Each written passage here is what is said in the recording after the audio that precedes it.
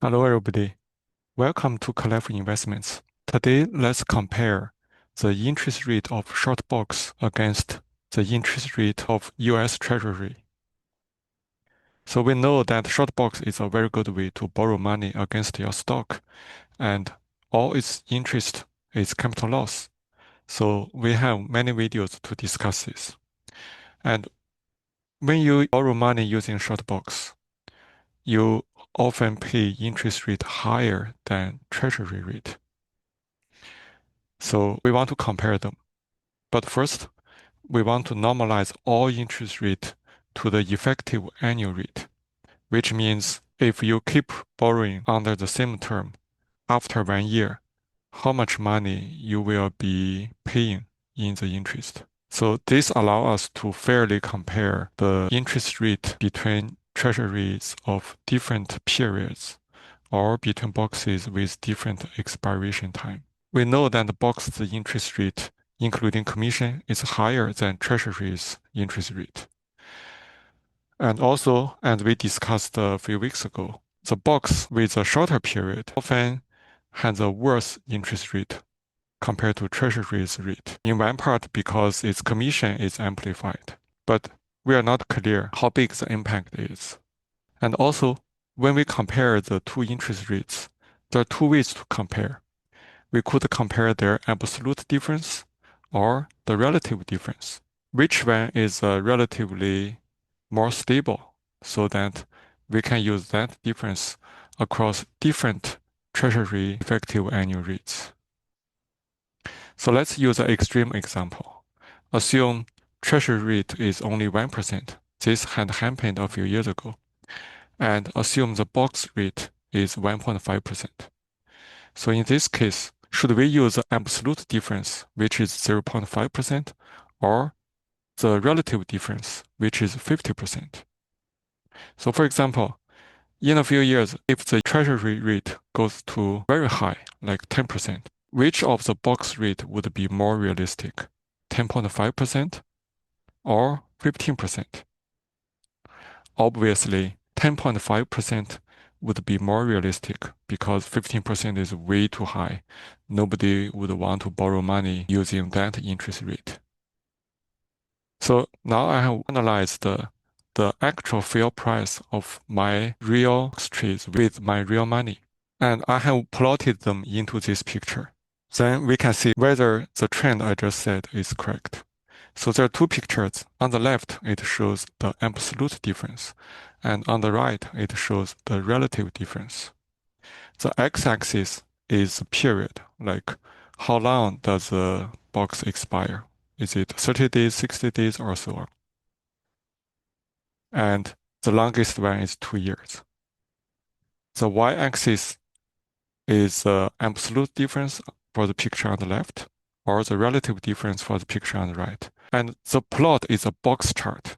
So let's use 90 days and the relative difference as an example, because this is a very big box. So here, the red line in the middle of the rectangle is the median of the data. And the bottom line of the rectangle is a 25 percentile. And the upper edge of the rectangle is the 75 percentile. And then you have the mean and the max. And then you have the extreme values, which we care less. So if you focus on the median value, which is the red line in the middle of each rectangle box, you can see a general trend is from left to right, it goes down. So no matter the absolute difference or the relative difference, in general, they go down.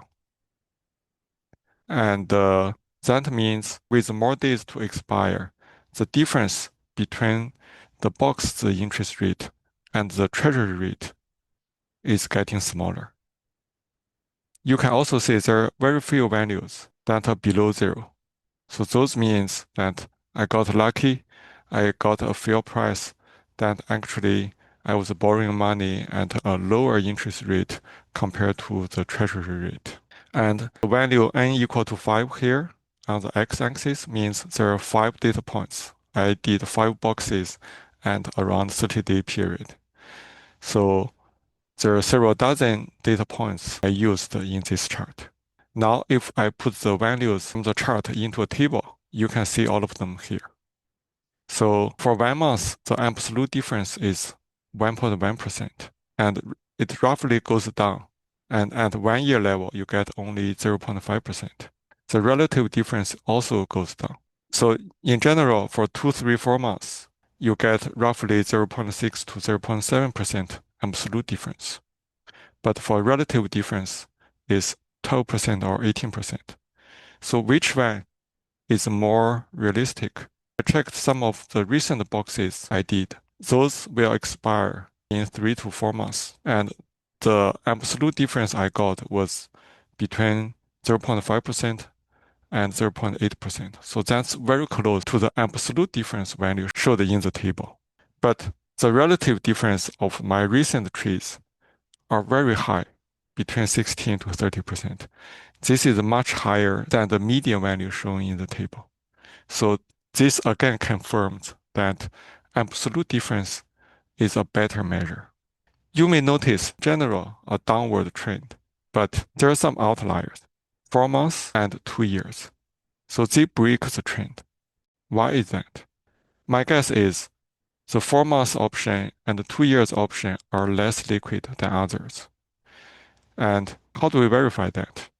So let's check the volume of those options. So if you search online, you search SPX options volume, you can easily find this link on optioncharts.io. So under option charts, under volume, you pick expiration date that you are interested. So for example, if you pick around 2 years, which is 705 days, and then you click apply, it shows the total volume is about 2000. And then you go to 1 year, which is about 365 days. So I would pick this one, uncheck the 2 year one. So you want to pick the monthly option, not the weekly option, because monthly option is often more liquid. So 369 days is about 1 year. And for 1 year, the total volume is much higher, it's 5,000. So I have collected the volume of those options roughly corresponding to 1, 2, 3, 4 months, and so on. So you can see the total volume for 1 to 3 months are much higher than anything else. And indeed, 4 months option has a lower volume, which implies lower liquidity. It's even lower than 6 months. And the 2 year option has the lowest volume, which means its liquidity is worst. So no wonder 4 months and 2 year, they break the trend.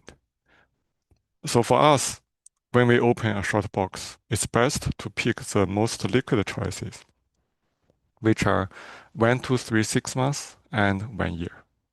Okay, that's all we want to cover today. Thank you for watching. See you next time.